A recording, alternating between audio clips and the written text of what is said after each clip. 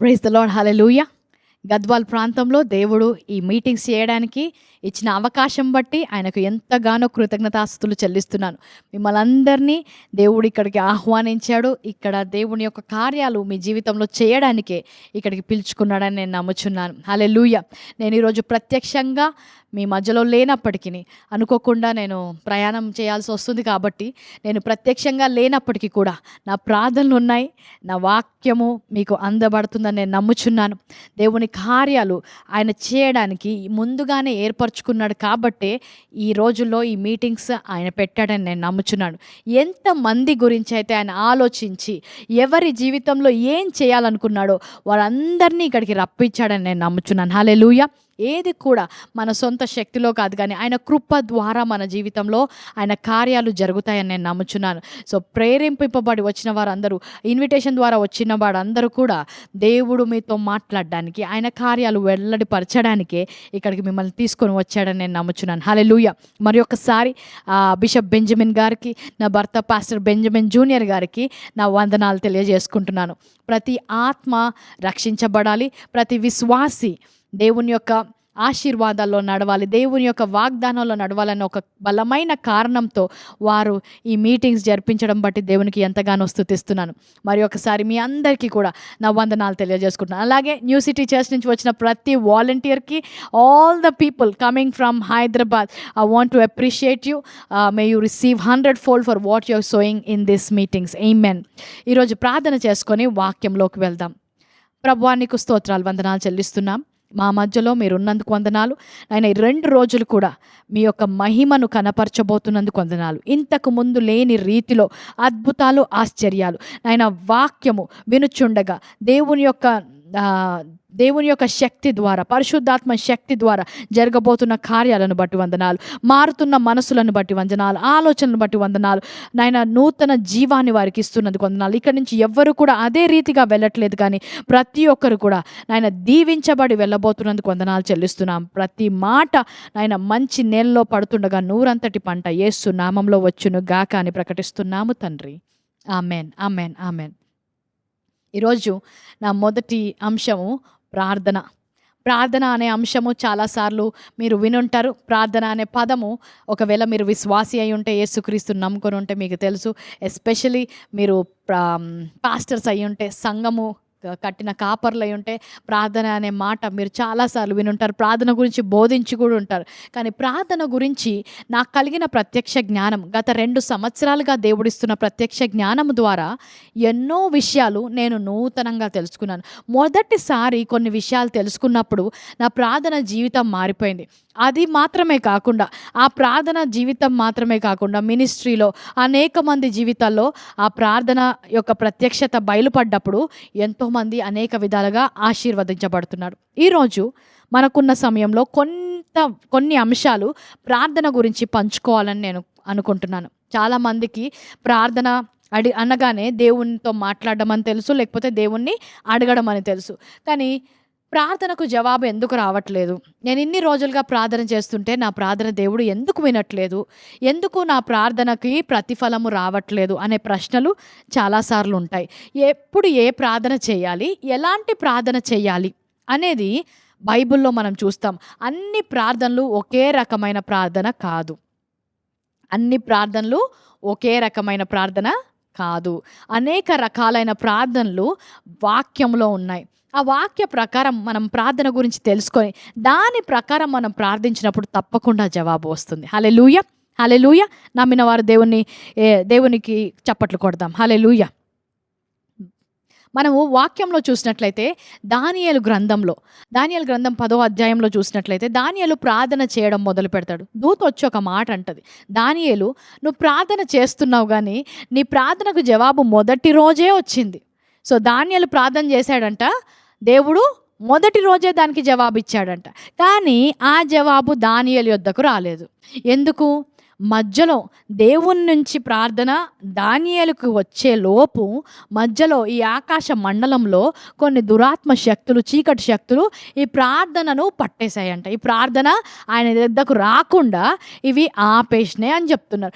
అయితే దానియేలు ఎడతెగక ఆపకుండా ఆ జవాబు వచ్చేదాకా ప్రార్థన చేసినప్పుడు ఏమైందంట, దానియేలుకి తెలియకపోవచ్చు అక్కడ ఏమవుతుందో, కానీ ఆయనకు తెలిసింది ఒక్కటే ఏంటంట, నేను ప్రార్థన చేస్తూ ఉండాలి. ఎప్పటి వరకు? జవాబు వచ్చే వరకు. నువ్వు ప్రార్థన చేస్తున్నావు కాబట్టి దేవుడు దూతల్ని పంపించాడు. ఈ సమయంలో వారి మధ్యలో ఒక యుద్ధము జరిగింది. తర్వాత దూత గెలిచింది, ఆ జవాబు వచ్చింది అని మనం చూస్తాం. ఏలియా జీవితంలో మనం చూసినట్లయితే ఏలియా చాలా గొప్ప దైవజనుడు. ఆయన మాట ప్రకారం, ఆయన ప్రార్థన ప్రకారం ఎన్నో జవాబులు చూస్తాం. ఆయన బయలు దేవతలను మొక్కే ఎంతోమంది ప్రవక్తల ముందు నిల్చొని సవాల్ చేస్తాడు. ఈరోజు మనం ఒక సవాల్కి నిల్చుందాం. నీ దేవుడు నిజమైన దేవుడైతే నువ్వు పిలు, అగ్ని వస్తుంది. నా దేవుడు నిజమైన అయితే నేను పిలుస్తాను, అగ్ని వస్తుంది అని చెప్తాడు. వాళ్ళు పొద్దున్నుంచి సాయంత్రం దాకా పిలుస్తూనే ఉంటారు, కానీ ఏ జవాబు రాదు. కానీ ఏలియా మొట్టమొదటిసారి ప్రార్థన చెయ్యగానే ఆకాశం నుంచి అగ్ని వచ్చి బలిపీఠాన్ని అంతా దహించి వేసి, అక్కడున్న వారు ఆ ప్రార్థనకు జవాబు కూడా సరిగ్గా రావద్దని, అక్కడున్న ఆ ప్రార్థనకు జవాబు యొక్క శక్తి కనబడడానికి ఏలియా ఏమంటాడు, అదంతా మొత్తము తడిపేయండి నీళ్ళతో అంటాడు. తడిసిపోయినా కూడా దేవుని యొక్క అగ్ని వచ్చి అదంతా కాల్చివేస్తుందంట. ఆయన వర్షం కోసం ప్రార్థిస్తుంటే వెళ్ళి 7 సార్లు ప్రార్థన చేస్తాడంట. ఒక్కసారి ప్రార్థన చేస్తే అగ్ని వచ్చింది, ఈసారి ఏంటి 7 సార్లు ప్రార్థన చేయాల్సి వచ్చింది? ప్రార్థనకు ఎందుకు జవాబు రాలే మొదటిసారిగా అన్న ప్రశ్న మనకు ఉండొచ్చు. అన్న గురించి మనం చూసినట్లయితే, అన్న ప్రార్థన చేసినప్పుడు ఆమె కొడుకు కోసం ప్రార్థన చేస్తుంది. అక్కడికి వెళ్ళి ప్రార్థన చేస్తూనే ఉంటుందంట ఆపకుండా. ఎంత సమయం చేసిందో కానీ చాలా సమయం మాత్రం చేసింది. ఎందుకంటే ఏలి అక్కడ ఉంటాడు. ఏంటి ఈమె ఇంతసేపు చేస్తుంది ప్రార్థన అసలు ఈమె ప్రార్థన చేస్తుందా లేకపోతే ఏం మాట్లాడుతుంది పిచ్చి పిచ్చిగా అనుకుంటుండే. ఎందుకంటే ఆమె ఆత్మలో ప్రార్థన చేసుకుంటూ దేవుణ్ణి అడుగుతుందంట చాలాసేపు. ఎందుకు అంతసేపు ప్రార్థన చేయాల్సి వచ్చింది? వెంటనే జవాబు ఇవ్వడా దేవుడు? సో రకరకాల ప్రార్థనలు ఉన్నాయి, రకరకాలుగా దాని జవాబులు విడుదలవుతున్నాయి, వారు స్వీకరిస్తున్నారు. కానీ మొట్టమొదటిగా మీరు ప్రార్థన గురించి వాక్యంలోకి వెళ్ళకముందు మీరు స్థాపించాల్సిన అంశం ఏంటంటే, ప్రార్థనకు ఆయన తప్పకుండా జవాబిచ్చే దేవుడు. ఆయన మన ప్రార్థనలు వినకుండా ఉండే దేవుడు కాదు. ఆయన ఒక బొమ్మ కాదు, ఒక రాయి కాదు. కన్నులుండి చూడని వారిలాగా కాదు, నేను చెవులుండి వినని దేవుణ్ణి కాదు అంటున్నాడు. నేను మొరపెట్టగా ఉత్తరం ఇచ్చే దేవుడు అని అంటున్నాడు. మీకు సమీపంగా ఉన్న దేవుడు అంటున్నాడు. నీకు జవాబునిస్తానంటున్నాడు. ఆయన ప్రార్థనకు జవాబిస్తాడు. కానీ ఎలాగ చేయాలి, ఎలాగ పొందుకోవాలి, ఏ ప్రార్థన చేస్తే మనకు ఆన్సర్ వస్తుంది, ఏ ప్రార్థన ఎప్పుడు ఏ సమయంలో చేయాలి అనేది మనము గ్రహించి ఆ ప్రకారం ప్రార్థన చేసినప్పుడు తప్పకుండా మన జీవితంలో మనం ఫలితాలు, ప్రార్థనకు జవాబు చూస్తాం. అయితే ఉన్న సమయంలో 3 రకాల ప్రార్థనల గురించి నేను చెప్పాలనుకుంటున్నాను. ఇంకా కొన్ని రకాలు ఉన్నాయి, కానీ మనకున్న సమయంలో 3 రకాల ప్రార్థన గురించి నేను చెప్తాను. మనకు దేవుడు మనకిచ్చిన పేర్లు లేదంటే మనకిచ్చిన గుర్తింపు మనం చూసినట్లయితే, మొదటిగా మీరు మా పిల్లలు అంటున్నాడు. మనం ఎవరంట? యేసుక్రీస్తును స్వీకరించిన ప్రతి ఒక్కరం ఎవరమే? మనము దేవుని బిడ్డలము. నేను దేవుని బిడ్డను అని చెప్పాడు. హల్లెలూయా, నేను దేవుని బిడ్డను. ఇది దేవుని బిడ్డను అని తెలుసుకున్న తర్వాత వాక్యములో తన పిల్లలకు తను ఇచ్చిన స్వాస్థ్యం చూడండి. పిల్లలకు స్వాస్థ్యాన్ని ఇస్తారు, వాళ్ళు వదిలిపెట్టిన ఆస్తిని ఇస్తారు కదా. అలాగే దేవుడు కూడా మనకి స్వాస్థ్యాన్ని ఇచ్చాడు. అది తెలుసుకొని మనం ప్రార్థన చేసుకుంటే దాని ప్రకారము మనము కొన్ని విషయాల్లో దేవుని యొక్క జవాబు మనం చూడగలుగుతాం. ఇది నీ కోసం, నా జీవితంలో నాకు ఉద్యోగం కావాలి, నా జీవితంలో నాకు సంఘం కట్టబడాలి, నా జీవితంలో ఇలాంటివి చూడాలి అనుకున్నప్పుడు, నీ సొంతంగా నువ్వు దేవుని నుంచి పొందుకోవాలనుకున్నప్పుడు ఏం చేస్తావు? దేవునితో ఈ సంబంధాన్ని గుర్తు చేసుకుంటావు. సో ఇది ఈ ప్రార్థనకు ఉన్న పునాది ఏంటంటే దేవుని వాక్యము. దేవుని వాక్యానుసారముగా నా చిత్త ప్రకారం ఏది అడిగినా మీకు అది ఇస్తా అంటున్నాడు. మత్తయి 7:7 ఏమంటాడు? అడుగుడి మీకు ఇవ్వబడును అంటాడు. ఎందుకు? ఆయన తండ్రి కాబట్టి, మనం పిల్లలు కాబట్టి ఏది అడిగినా మనకు ఇస్తాడు అంట. సో వాక్య ప్రకారము నేను ఆయన బిడ్డనైతే నాకు ఏమొస్తుంది తెలుసుకున్నప్పుడు దాని ప్రకారం మనం ప్రార్థన చేసి పొందుకుంటాం. చూడండి, నా పిల్లలకు ఆకలి వేసినప్పుడు నా దగ్గరకు వచ్చి ఏమంటారు? మమ్మీ నాకు ఆకలి వేస్తుంది, అన్నం పెట్టు అంటారు కదా. లేదంటే నా పిల్లలు నా దగ్గరకు వచ్చి, మమ్మీ నీకు ఇష్టమైతే, నీ చిత్తమైతే, నీకు ఈరోజు వంట చేయాలనిపిస్తే, నేను అంతా సరిగ్గా చేసి ఉంటే, పొద్దున్నుంచి ఏం అల్లరి పని చేయకుండా మంచిగా ఉంటే నాకు అన్నం పెట్టు అంటారా? వాళ్ళు అప్పుడే తన్నులు తిన్నా, అప్పుడే ఏదన్నా చేసి వచ్చినా కూడా ఆకలి వేసింది అనుకోండి, నాకు అన్నం కావాలి ఇప్పుడు అర్జెంట్, నాకు ఆకలి వేస్తుంది అని కేకలేస్తారు. ఇంకా చిన్న పిల్లలు అయితే ఎందుకంటే వారికి ఉన్న సంబంధం బట్టి. పక్కింటి పిల్లలు వచ్చి నన్ను అడగరు, ఎందుకంటే వారి తల్లిని నేను కాదు కాబట్టి. ఈరోజు తండ్రితో మన సంబంధాన్ని సమకూర్చారు. నేను దేవుని బిడ్డను కాబట్టి ఆయన నాకు ఇచ్చింది ఏదో తెలుసుకొని దాని ప్రకారం అడిగామనుకోండి, తప్పకుండా ఇస్తాడు. చాలాసార్లు మన స్థానాన్ని మర్చిపోతాం. ఒక కుమారుడు ఒక కుమార్తెలా కాకుండా దాసుని వలె, ఇప్పటి నుంచి మీరు దాసులు కాదు స్వతంత్రులు, you are no longer slaves, you are children అంటున్నాడు. సో దాసులు ఎలాగ అడుగుతారు? ఇంతవరకు ఇంత పని చేశాను కాబట్టి దయచేసి మీరు చూసుకొని దాన్ని బట్టి నాకు ఇవ్వండి అని అడుక్కుంటారు కదా.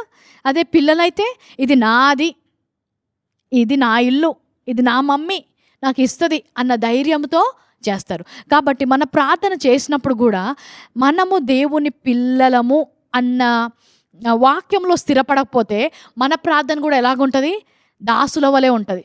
తండ్రి, నాయనా, దయచేయి ప్రభువా, దయచేసే దేవుడే, ఇచ్చే దేవుడే. కానీ అడగడం ఎలాగ అడుగుతున్నావు? ఒక బానిసలాగా అడుగుతున్నావా, లేకపోతే ఒక కుమారుడు కుమార్తెలాగా అడుగుతున్నావా? So today in the prayer we are not begging God. మనం అడుక్కోవట్లేదు, ఆయన మన తండ్రి. దాని ప్రకారం మనసు మార్చుకొని, తండ్రికి స్వస్థత ఉందనుకోండి, హీలింగ్ ఈజ్ చిల్డ్రన్స్ బ్రెడ్ అంటారు. అంటే స్వస్థత ఆయన నీకు ఇచ్చాడు, నువ్వు కుమార్తెవు కాబట్టి, కుమారుడు కాబట్టి, అది నాది అని ఆ హక్కు ప్రకారం నువ్వు ప్రార్థన చేసి పొందుకుంటావంట. అది నువ్వు హక్కుతో ప్రార్థన చేసుకుంటావు, ఇది నాది అని తీసుకుంటావు. నా పిల్లల కోసము నేను మంచి భవిష్యత్తునిస్తున్నాను అంటున్నాడు ఇర్మియా 29:11. రాబో కాలమందు సమాధానకరమైన మంచి ఉద్దేశము కలిగి ఉన్నాను అంటున్నాడు. అంటే ఇది నా దేవుడు నాకు ఇచ్చిందేంటి? మంచి ఉద్దేశము, మంచి కార్యాలు నా కోసం పెట్టాడు. కాబట్టి మంచి దినములు నా హక్కు, మంచి వార్తలు నా హక్కు, దేవుని కుమార్తెగా మంచి అనుభవించడం నా హక్కు అని మనసు మార్చుకొని దాని ప్రకారం మనం ప్రార్థన చేసినప్పుడు తప్పకుండా ఆ ప్రార్థనకు జవాబు వస్తుంది. ఒకసారి ఒక నిమిషం మీరు ఆలోచించండి, మీ ప్రార్థన ఒక కుమారుడు కుమార్తెలాగుందా, లేకపోతే ఒక బానిసలాగుందా? బానిసలకు వారు చేసిన పని ఆధారంగా వారికి ప్రతిఫలం వస్తుంది. కుమారులు కుమార్తెలకు వారికి ఉన్న సంబంధం ఆధారంగా వారికి ప్రతిఫలం వస్తుంది. ఈరోజు నీ ప్రార్థనకు జవాబు రాలేదంటే నీ సంబంధము తెలుసుకొని ప్రార్థన చేస్తున్నావా, లేదంటే అది తెలుసుకోకుండా ప్రార్థన చేస్తున్నావా? ఏ స్థానము నుంచి ప్రార్థన చేస్తే అలాంటి జవాబులు వస్తాయి. హల్లెలూయా. ఈరోజు నేను దేవుని కుమారుని అని చెప్పండి, నేను దేవుని కుమార్తెను అని చెప్పండి. నాకు స్వాస్థ్యం ఉంది, నేను అడిగినప్పుడు నేను పొందుకుంటాను. ఈ చిన్న మార్పు మనం చేసినట్లయితే ప్రార్థనలో తప్పకుండా జవాబు చూస్తాం. హల్లెలూయా. చూడండి, నా పిల్లలు నా దగ్గరకు వచ్చి, మా మమ్మీ ప్లీజ్ మమ్మీ ఏదో అడుక్కున్నారు అనుకోండి, ఏమైంది నీకు పిచ్చా, అట్లా మాట్లాడుతున్నారేంటి అంటాం కదా. కూర్చో, మన ఇల్లే, అన్నం పెడతాను అని మనం ధైర్యంగా చెప్తాం. ఈరోజు కూడా దేవుని దగ్గరికి వెళ్ళినప్పుడు పిల్లల వలె మీ హక్కు తెలుసుకొని ప్రార్థించాలి. అది తెలియాలంటే మనకు వాక్యము తెలవాలి. వాక్యం అనే పునాది మీద నూతన నిబంధనలో మన స్థానాన్ని మార్చాడంట. ఆయన కుటుంబంలోకి మనల్ని చేర్చుకున్నాడంట. ఈరోజు నేను ఆయన కుటుంబంలో వారసులం. హల్లెలూయా. రెండవది, మీరు రాజులు, మీరు యాజకులు అంట. నూతన నిబంధనలో ప్రతి ఒక్క విశ్వాసి రాజులు, ప్రతి ఒక్క విశ్వాసి యాజకుడు. హల్లెలూయా. ఈ రాజుగా ఎలాగ ప్రార్థన చేయాలి, అలాగే యాజకుడిగా ఎలాగ ప్రార్థన చేయాలి కూడా మనకు నేర్పించాడు. కొన్ని విషయాల్లో మనకేదైనా ఆటంకములు వచ్చినప్పుడు, కొన్ని విషయాలు యేసుక్రీస్తు శిలువ మీద అవి సమాప్తము చేశాడు. దేవుణ్ణి అడగనవసరం లేదు, దేవుణ్ణి అడగనవసరం లేదు. అందుకనే మార్కు సువార్త 11:24-23 ఏమంటున్నాడు? ఒక కొండ మీ ముందు ఉన్నప్పుడు దేవా ఈ కొండను కదిలించు అని ప్రార్థన చేయమనట్లేదు, మీరు కొండతో మాట్లాడండి అంటున్నాడు. ఎందుకంటే ఆ అధికారాన్ని మీకు ఇచ్చాను. పేతురు ఈ యొక్క అంజూరపు చెట్టు ఎండిపోతేనే నువ్వు ఆశ్చర్యపోతున్నావే, దానికంటే ఎక్కువ అధికారాన్ని నీకు ఇచ్చాను అంటున్నాడు. ఆయన మరణాన్ని జయించిన తర్వాత ఏమంటాడు? ఈ లోకములో అలాగే పరలోకంలో సమస్త అధికారం నాకు ఇవ్వబడింది, ఇప్పుడు అది మీకు ఇస్తున్నాను అంటున్నాడు. ఈరోజు అధికారము గల వాళ్ళు ఏం చేయాలంట? ఈ అధికారము గల ప్రార్థనలు మనకు చేసినప్పుడు, ఆటంకాలు వచ్చినప్పుడు, ఏదైనా మనం ముందుకు వెళ్ళకుండా ఆపినప్పుడు, ఇప్పుడు ఆయన సమాప్తము చేసిన పనుల గురించి మాట్లాడుతున్నాడు. ఆయన ఆల్రెడీ సమాప్తం చేసినప్పుడు మళ్ళీ ఆయన అడగనవసరం లేదంట. ఇప్పుడు మనం వాడాల్సిన ప్రార్థన ద ప్రేయర్ ఆఫ్ ఫెయిత్. అంటే ఆ సమస్యను చూసి దాంతో మాట్లాడాలి. యెహోషువ సూర్య చంద్రులను ఆపివేశాడంట. ఆయన ఒక మనుష్యుని మాట విని సూర్య చంద్రులను దేవుడు ఆపివేశాడంట. ఎందుకో ఆ అధికారాన్ని ఆయన వాడుకున్నాడు. పేతురు కూడా అపోస్తల కార్యం 3వ అధ్యాయంలో మనం చూసినట్లయితే దేవాలయం దగ్గరికి వెళ్తుంటే ఒక కుంటివాడు ఆయన అడుగుతుంటాడు పేతుర్ని భిక్షమేయమని. ఆయన ఏమంటాడు? నా దగ్గర బంగారం వెండి లేదు కానీ నా దగ్గర ఉంది, నీకు ఇస్తాను అంటున్నాడు. ఏముందంట పేతురు దగ్గర? అధికారం ఉంది. అపవాదితో మాట్లాడే అధికారం ఉంది, అనారోగ్యంతో మాట్లాడే అధికారం ఉంది. అప్పుడు దేవా వీన్ని స్వస్థపరచు అని పేతురు ప్రార్థన చేయలేదు. గుర్తుపెట్టుకోండి, సంఘస్థులు సంఘ కాపర్లై ఉంటే పరిచర్యలో ఉన్నవారు దేవునికి ప్రార్థన చేయాల్సిన అవసరం లేదు. స్వస్థత ఆయన ముగించి వేశాడు, ఆ కార్యము ఆయన ముగించాడు. ఇప్పుడు అధికారం వాడి మనము దాన్ని తొలగించాలి. అందుకనే యోబులో ఏమంటాడు? You shall degree a thing and it shall be establish. నువ్వు మాట్లాడింది ఆయన స్థాపిస్తాడంట. మనం ఒక్కొక్కసారి ఆ సమస్యతో మాట్లాడడం మర్చిపోయి దేవునికి ప్రార్థిస్తుంటాం, అందుకని ఆ ప్రార్థనకు జవాబు రాదు. ఇప్పుడు దేవా వీన్ని స్వస్థపరచు అంటే స్వస్థత ఆల్రెడీ ఆయన ఇచ్చేశాడు, సమాప్తం చేసి వెళ్ళిపోయాడు. ఇప్పుడు కొత్తగా ఆయన స్వస్థత ఇచ్చేది ఏమీ లేదు. ఈరోజు మీరు చేయాల్సిన ప్రార్థన ఏంటి? ఆ రోగంతో మాట్లాడాలి, ఆ సమస్యతో మాట్లాడాలి. అన్నిటినీ జయించిన ప్రకారము జయించిన వాడిని నీలో ఉంచాను అని చెప్తున్నాడు. జయాన్ని మనకి ఇచ్చాను అంటున్నాడు. ఈరోజు కొండ కదలాలి, ఈ ఉద్యోగం రావాలి, అవన్నీ కూడా ఆయన సమాప్తము చేసిన కార్యాలు. ఈరోజు నువ్వు నేనేం చేయాలి? దాంతో మాట్లాడాలంట. రాజులు ఎలాగ మాట్లాడతారు? ఏదైనా కావాలంటే వారు ఆజ్ఞాపిస్తారు, ఆజ్ఞాపించినప్పుడు ఆ ఆజ్ఞ ప్రకారము జరుగుతాయి. ఈరోజు ఆత్మీయ లోకంలో నిన్ను కూడా ఒక రాజుగా చేశాడు. కాబట్టి ఈరోజు నీ ప్రార్థన మేబీ నువ్వు అక్కడ మాట్లాడాలేమో, ప్రార్థన చేస్తున్నావేమో. ఒకసారి ఆలోచించు. ఆ ఆటంకము తొలగిపోవును గాక అంటే సరిపోతుంది, ఆ తుఫాను నిమ్మలమవును గాక అంటే సరిపోతుంది. కానీ ఆ ప్రార్థన ఎలాగో చేయాలో తెలియక ఇంకా దేవా దేవా దేవా అంటుంటే అధికారం నీ చేతిలో ఉంది, వాడుకోవట్లేదు, అందుకే జవాబు రావట్లేదేమో. 3వ రకమైనది ఏంటంటే యాజకుల వంశము అంటాడు. యాజకులు ఏం చేస్తారంట? యాజకులు ఏం చేసేవారు పాత నిబంధనలో?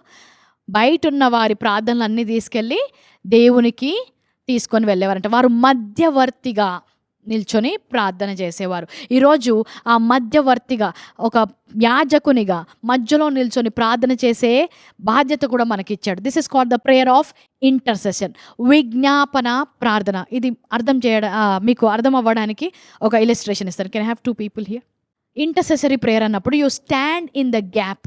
ఇది నీ కోసం కాకపోవచ్చు, నీ అవసరత కోసం కాకపోవచ్చు, కానీ ఇతరుల కోసం, నీ పిల్లల కోసము, నీ సంఘం కోసము, నీ యొక్క దేశం కోసం, దేనికోసమైనా నువ్వు మధ్యలో ఉండి ప్రార్థన చేస్తావంట. నువ్వు ఒక యాజకుడివి. చూడండి, ఇక్కడ జోసెఫ్ ఉన్నారు, నేను జోసెఫ్ కోసం ప్రార్థన చేస్తున్నాను అనుకోండి. ఇక్కడ అపవాది ఉన్నాడు, జోసెఫ్ని అటాక్ చేయడానికి వస్తున్నాడు. యేసు నామంలో నేను జోసెఫ్ కోసం ప్రార్థన చేసినప్పుడు ఏమవుతుందంటే, ఈ అపవాది దాడి చేయడానికి వచ్చినప్పుడు నేను మధ్యలోకి వస్తాను. ఆ ప్రార్థన ఆయన కోసము మధ్యలో నిలుచొని ఉంటుంది. ఆయన ఉద్యోగానికి వెళ్తున్నప్పుడు, దాడి చేయడానికి వచ్చినప్పుడు నేను ఇక్కడి నుంచి ప్రార్థన చేస్తున్నాను, ఆయన ఉద్యోగానికి ఏం అవ్వద్దని. ఆయన కుటుంబ విషయంలో నేను ప్రార్థన చేస్తున్నాను, దాడి చేయడానికి వచ్చినప్పుడు ఆ కుటుంబాన్ని ముట్టకూడదు అని. Hallelujah, thank you so much. So నేను మధ్యలో వచ్చి ఆయన కోసము ప్రార్థన చేశాను. అంటే as a intercessor I'm standing in the gap. Hallelujah. కొంతమంది మీ జీవితంలో లాజరు వలె వారి యొక్క విశ్వాసము మృతమైపోయి ఉండొచ్చు, లేకపోతే వారు ప్రార్థన చేసే పరిస్థితిలో ఉండకపోవచ్చు, పిల్లలు చాలా చిన్నగా ఉండొచ్చు, కానీ వారి కోసం తండ్రులు మీరు మధ్యలోకి వెళ్ళి ప్రార్థన చేయొచ్చు. That is called prayer of intercession. నీ సంఘములో అవుతున్న పరిస్థితులను బట్టి ఆ సంఘస్థులు ప్రార్థన చేసే పరిస్థితుల్లో లేరేమో. సంఘ కాపరిగా నువ్వు వారి పక్షాన నిల్చొని విజ్ఞాపన చేయాలి. నా సంఘస్థుల ఆరోగ్యం కొరకు, వారి కుటుంబాల కొరకు, వారి ఉద్యోగం కొరకు నువ్వు ఒక ఇంటర్సెసర్, నువ్వు ఒక విజ్ఞాపనకర్తగా ఉండాలి. తల్లులుగా మీకు చాలా గొప్ప బాధ్యతనిచ్చాడు దేవుడు. అందరం కూడా ఈరోజు మనకున్న బాధ్యత ఏంటంటే వీఆర్ ఇంటర్సెసర్స్. మనం అందరం కూడా విజ్ఞాపన చేయడానికి ఉన్నారు.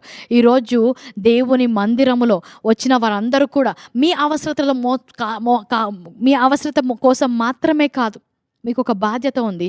యాజకుడుగా, మధ్యవర్తిలాగా ఇంటర్సీడ్ చేయడానికి. కొంతమంది మీరు చూసినట్లయితే కొన్ని ప్రదేశాల్లో ఇది కేవలం మీ కుటుంబంకి సంబంధించింది మాత్రం కాకపోవచ్చు. ఇది కేవలం ఒక వ్యక్తి గురించి మీరు ప్రార్థన చేసినప్పుడు మాత్రమే కాకపోవచ్చు. ఒక్కొక్కసారి ఒక పెద్ద బాధ్యత మీపై ఉంచవచ్చు. ఎందుకంటే చూడండి, కొన్ని ప్రాంతాల్లో మనం చూసినట్లయితే ఆ ప్రాంతంలో ఎయిడ్స్ వ్యాధి ఎక్కువ అని చెప్తారు. ఆ ప్రాంతంలో బాగా సారా తాగే వాళ్ళు ఉన్నారు అంటారు. ఈ ప్రాంతంలో బాగా దొంగతనాలు అంటే ఒక ప్రాంతాన్ని సాతాను ఏం చేస్తాడంట, ఆ ప్రాంతంపై అధికారం కలిగి ఉంటాడు. ఇప్పుడు నువ్వు విజ్ఞాపనకర్తగా ఎంటర్ ఏం చేస్తావంటే ఆ ప్రాంతంపై అధికారము తీసుకుంటావంట. గద్వాల్ ప్రాంతంలో ఎలాంటి అపవాది క్రియలు జరుగుతున్నాయో నాకు తెలీదు, కానీ ఒక్క వ్యక్తి లేచి నిల్చొని నేను మధ్యలో నిల్చుంటాను, నా ప్రాంతం కోసం నేను ప్రార్థన చేస్తాను అన్నప్పుడు ఆ అంధకార క్రియలు లయమైపోయి ఇంకా ఎన్నడూ కూడా ఆ ప్రాంతంలో కూడా అలాంటి బంధకాలు ఉండవంట. హల్లెలూయా. ఒక తల్లిగా నువ్వు ప్రార్థన చేయొచ్చు, ఎప్పుడు కూడా నా ఇంట్లో కరువు ఉండకూడదు, లేమి ఉండకూడదు అని నీ కుటుంబం కోసం నువ్వు నిల్చొని ప్రార్థన చేసావు అనుకోండి, అక్కడ నీ ప్రార్థన బట్టి సమృద్ధి కలుగుతుంది. ఒక తండ్రిగా, అరే నా వంశంలో ఎప్పుడు చూసినా 55 ఏళ్ళకే అందరూ కూడా గుండెపోతుతో మరణిస్తున్నారు, నా తాత అలాగే మరణించాడు, నా తండ్రి అలాగే మరణించాడు, ఇదిగో నేను నిల్చొని ప్రార్థన చేస్తున్నాను, వచ్చే వంశంలో ఎవ్వరూ కూడా అలాగ మధ్యలో చనిపోవడానికి వీల్లేదు, దీర్ఘాయుష్తో ఉండాలని నువ్వు ప్రార్థించినప్పుడు తరతరాలు దీర్ఘాయుష్యు నీ యొక్క కుటుంబంపై ఉంటుంది. అర్థమవుతుందండి? హల్లెలూయా. సో అలాగే దేవుని యొక్క రాజ్యము కొరకు కూడా కట్టడానికి, దేవుని రాజ్యం, ఇక్కడ సువార్త ప్రకటించడం చాలా కష్టమండి, ఇక్కడ సంఘం పెట్టడం చాలా కష్టమండి, ఇక్కడ అసలు ఇది సేవ చేయడం చాలా కష్టమండి అంటే ఏదైతే అక్కడ సువార్త పని చేయకుండా సాతాను ఆపేసిందో దానికోసం నిన్ను విజ్ఞాపనకర్తగా అక్కడ పెట్టాడు. కష్టమని చెప్పడానికి కాదు, ఆ కష్టాన్ని విరగొట్టి దేవుని యొక్క సంఘాన్ని స్థాపించడానికి. దానికోసం నువ్వు విజ్ఞాపనకర్తగా మారాలి. ప్రతిరోజు కేవలం నీ అవసరత కోసం మాత్రమే కాదు, దానికోసం కూడా దేవుడు నిన్ను ఉంచాడు. ప్రతి ఒక్కరు కూడా మనము దేవుని పిల్లలుగా ప్రార్థించడం నేర్చుకోవాలి, రాజులుగా ప్రార్థించడం, అధికారంతో ప్రార్థించడం నేర్చుకోవాలి, యాజకుడుగా విజ్ఞాపన ప్రార్థన చేసుకోవడం మీరు నేర్చుకోవాలి.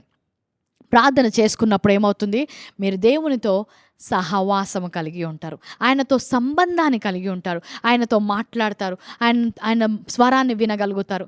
ప్రార్థన చేయడం వల్ల కలిగే లాభాలు మనం చూసుకుంటున్నాం. ఇప్పుడు ఆయన ప్రార్థన చేసినప్పుడు దేవునితో దగ్గరగా నడుస్తారంట. హల్లెలూయా. ఆయన దగ్గరగా ఉన్నప్పుడు ఆయన చిత్తమేంటో మీరు తెలుసుకుంటారు, ఆయనతో కలిసి సహవాసంలో నడుస్తారు. ఆమేన్.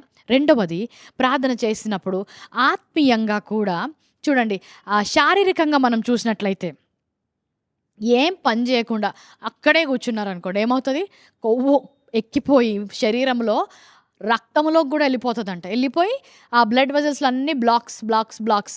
ఏమైంది, ఆ బ్లాక్స్ వల్ల ఇప్పుడు హార్ట్ సరిగ్గా ఫంక్షన్ చేయట్లేదు, గుండెకి సరిగ్గా రక్తము వెళ్ళట్లేదు, మెదడుకి సరిగ్గా రక్తం వెళ్ళట్లేదు, ఊపిరితిత్తులు సరిగ్గా ఊపిరి పీల్చట్లేదు. ఎందుకు? ఏం పని చేయకుండా అక్కడే కూర్చొని ఉన్నందుకు, అక్కడ కొవ్వు పెరిగిపోయినందుకు.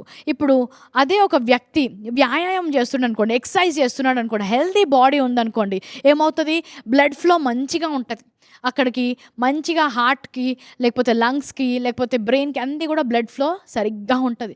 1 తిమోతి 4:8 ఏమంటాడు, శరీర సంబంధమైన సాధకము కొంచెం మట్టికే ప్రయోజనమవును కానీ దైవభక్తి ఇప్పటి జీవ విషయంలో రాబోవు జీవ విషయంలోనూ వాగ్దానముతో కూడినందున అది అన్ని విషయంలో ప్రయోజనకరము అంట. శరీర సంబంధమైన సాధకం అంటే ఫిజికల్ ఎక్సర్సైజ్ చేసినప్పుడు ఎంత బెనిఫిట్స్ ఉన్నాయో, స్పిరిచువల్ ఎక్సర్సైజ్ చేసినప్పుడు కూడా అంతకంటే ఎక్కువ బెనిఫిట్స్, అంతకంటే ఎక్కువ ప్రయోజనం ఈ జీవితంలో పరలోకంలో ఉన్నప్పుడు కూడా మీకు సహాయం చేస్తాయి, వచ్చే జీవితంలో కూడా అంటున్నాడు. అంటే మనము ఎక్సర్సైజ్ ఎలాగ చేస్తాం? ప్రార్థన చేసినప్పుడు we are exercising our spiritual life. ప్రార్థన చేసినప్పుడు ఆత్మీయ జీవితాన్ని సాధకము చేస్తున్నామంట. ఆయన మనకు కావలసినవన్నీ కూడా దయచేశాడు. మనలో క్రీస్తు ఉన్నాడు. ఈరోజు మనలో, మన ఆత్మలో ఉంచినవి అన్నీ కూడా బయటికి ఎలాగొస్తాయి? మనము ప్రార్థన చేసినప్పుడు. జీవజల నదులు వారి నుంచి పారును గాక అంటున్నాడు. అంటే జీవాన్ని నీ లోపల ఉంచాడు. ఆ జీవము బయటికి తీసుకురావాలి. నువ్వు ప్రార్థన చేసినప్పుడల్లా కూడా ఆ జీవము ప్రవహిస్తుందంట. ఎలాగైతే రక్తము నీ గుండెకి, నీ మెదడుకి వెళ్ళినప్పుడు ఎంత బాగా పనిచేస్తాయో, నువ్వు ప్రార్థన చేసినప్పుడు కూడా ఆ ఆత్మీయంగా దేవుడు ఉంచినవి అన్నీ కూడా నీ యొక్క సంఘములోకి, నీ యొక్క పరిచర్యలోకి, నీ కుటుంబంలోకి, నీ ఉద్యోగంలోకి ఆ జీవాన్ని ప్రవహింపజేస్తున్నావంట. ఆయన ఉంచిన ఆశీర్వాదాలను, మేళ్లను ప్రవహింపజేస్తున్నావంట. అందుకనే ప్రతి ఒక్కరు కూడా విశ్వాసులు 1 గంట తప్పకుండా ప్రార్థన చేయాలి రోజు. లేదంటే ఏమవుతుంది? కొలెస్ట్రాల్ పెరిగిపోతుంది, బ్లాక్స్ పెరిగిపోతాయి. ఏమవుతుంది? అక్కడే ఉన్నట్లయితే ఎక్కడికి కూడా దేవుని ఆత్మ ప్రవహించదు, జీవము ప్రవహించదు. అక్కడ మరణము మొదలవుతుంది, అక్కడ స్టాగ్నేషన్, అక్కడే ఉండిపోతుంటారు. కాబట్టి ప్రార్థన చేసినప్పుడు దేవుని యొక్క జీవాన్ని విడుదల చేస్తున్నాం. జీవజల నదులు ప్రవహిస్తున్నాయంట. హల్లెలూయా. 3వది, ప్రార్థన చేసినప్పుడు ఆశ్చర్య కార్యాలు, అద్భుత కార్యాలు విడుదలవుతాయి. ఆమేన్. అపోస్తుల కార్యము 4వ అధ్యాయంలో మనం చూసినట్లయితే వారు ప్రార్థిస్తారంట. వారు ప్రార్థన చేయగానే వారు కూడి ఉన్న చోటు కంపించెను. 31వ వచనం. అప్పుడు వారందరూ పరిశుద్ధాత్మతో నింపబడిన వారై దేవుని వాక్యము బోధించుండ్రు. ఏమని ప్రార్థన చేశారంట? యేసు నామము ద్వారా సూచక్రియలను, మహత్కార్యములు చేయుటకు నీ చెయ్యి చాచి ఉండగా నీ దాసులు బహుధైర్యంగా నీ వాక్యము బోధించినట్లు అనుగ్రహించుము అంట. వారు ప్రార్థన చేయగానే అక్కడ సూచక క్రియలు మొదలయ్యాయి. అపోస్తుల కార్యం 6వ అధ్యాయం 4వ వచనంలో మేము ప్రార్థన యందు ఎడతెగక ఉందుము అంటున్నారు. వారు ఎప్పుడు ప్రార్థన చేసినా కూడా ఆశ్చర్య కార్యాలు, అద్భుత కార్యాలు. తర్వాత వచనం మనం చూసినట్లయితే ఆశ్చర్య కార్యాలు విడుదలయ్యాయంట. ఎప్పుడైనా నీ జీవితంలో ఒక ఆశ్చర్య కార్యము, అద్భుత కార్యము, దేవుని యొక్క హస్తము అక్కడ బయలుపడాలంటే ఎడతెగక నీ ప్రార్థన అవసరము. హల్లెలూయా. ఎడతెగని ప్రార్థన ప్రతి విశ్వాస జీవితంలో ఉండాలి. ప్రతి విశ్వాస జీవితంలో ఉండాలి. జోసెఫ్ బాబాలోలా అనే ఒక వ్యక్తి, ఆయన ఆఫ్రికా ఖండంలో పుట్టినప్పటికీ, ఒక నిరుపేద కుటుంబంలో పుట్టినప్పటికీ కూడా ఆయన ప్రార్థన గురించి నేర్చుకున్నాడంట. ఆయన ప్రార్థన చేసినప్పుడు ఆయన ప్రార్థించిన స్థలము చూపించారు. ఆయన ఎక్కడైతే మోకాలు ఉన్నాడో అక్కడ 2 గుంటలుగా మారిపోయింది. అక్కడ ప్రదేశం ఏంటంటే అంతసేపు అక్కడ ఉండి ప్రార్థన చేశాడు. ఈరోజు ఆఫ్రికా దేశంలో దేవుడు ఎంతో ఉజ్జీవాన్ని తీసుకొస్తున్నాడు. ఎందుకంటే ఇలాంటి ప్రార్థన చేసే వీరులను అక్కడ లేపాడు. ఈరోజు ఉజ్జీవము చూడాలన్నా, మన జీవితంలో గొప్ప మార్పు చూడాలన్నా, దేవుని యొక్క ఆశ్చర్య కార్యాలు నీ జీవితంలో, నీ కుటుంబం జీవితంలో, వచ్చే తరాల్లో కూడా చూడాలంటే నీ ప్రార్థన జీవితం నువ్వు కట్టుకోవడం చాలా ముఖ్యం. ప్రతిరోజు 1 గంట ప్రార్థన చేసినప్పుడు విజ్ఞాపనకర్తగా ప్రార్థన చేద్దాం. హల్లెలూయా. ఎప్పుడైతే ఈ విజ్ఞాపన ప్రార్థన గురించి నేను తెలుసుకొని ప్రార్థన చేయబోవడం మొదలుపెట్టానో అప్పుడు సంఘంలో గొప్ప కార్యాలు జరగడం మొదలుపెట్టాయి. విజ్ఞాపన చేసేవారు తప్పకుండా నీ జీవితంలో అవసరం. ఈరోజు గద్వాల్కి వచ్చే ముందు విజ్ఞాపన చేసేవారు 100 మందిని దేవుడు మా సంఘంలో లేపారు. వారందరూ ఎడతెగక మీకోసం ప్రార్థించారు. అందుకనే కూడా మేము ధైర్యంగా చెప్తున్నాం, ఇక్కడ తప్పకుండా దేవుని కార్యాలు జరుగుతాయని. ఇక్కడికి మాత్రమే కాదు, ఎక్కడికి వెళ్ళినా ఆదివారం ఆరాధన కోసం కూడా సంఘంలో శనివారము అర్ధరాత్రి మొదలుకొని ఆదివారం అర్ధరాత్రి వరకు 24 గంటలు విజ్ఞాపన ప్రార్థన జరుగుతుంది. ఏ ప్రదేశానికి వెళ్ళినా దానికంటే ముందు ప్రార్థన వెళుతుంది. హల్లెలూయా. అలాంటి ప్రార్థన చేసే వీరులు లేవాలి. అలాంటి విజ్ఞాపనకర్తలు మనకు అవసరం. మన జీవితంలో కూడా మన కోసం ప్రార్థన చేసేవారు ఉన్నారు కాబట్టి ఈరోజు మన జీవితం ఇక్కడ నిల్చొని ఉంది. హల్లెలూయా. సో ప్రార్థన జీవితం చాలా ముఖ్యం. ఏ ప్రార్థన ఎప్పుడు చేయాలో మీరు నేర్చుకొని దాని ప్రకారం ప్రార్థించినప్పుడు దేవుని యొక్క గొప్ప మేలులు అనుభవించుదురుగాక. ఆమేన్. ప్రభువానికి స్తోత్రాలు, వందనాలు చెల్లిస్తున్నా. ఈరోజు నీ వాక్యం అనే ప్రత్యక్ష జ్ఞానము ద్వారా ఎంతమంది అయితే వారి ప్రార్థన గురించి నేర్చుకున్నారు, ప్రార్థన గురించి వారు ఆయన నూతనమైన విషయాలు నేర్చుకున్నారు. వారు ప్రార్థించినప్పుడు వారి ప్రార్థనకు జవాబు కలుగును గాక అని ప్రకటిస్తున్నాం. జవాబు లేని ప్రార్థన వారి జీవితంలో ఉండదు. కానీ ప్రార్థన ద్వారా, ప్రార్థనా శక్తి ద్వారా గొప్ప కార్యాలు, బలమైన కార్యాలు, ఆశ్చర్య కార్యాలు వారి జీవితంలో విడుదలవును గాక అని ప్రకటిస్తున్నాము తండ్రి. Amen, amen, amen.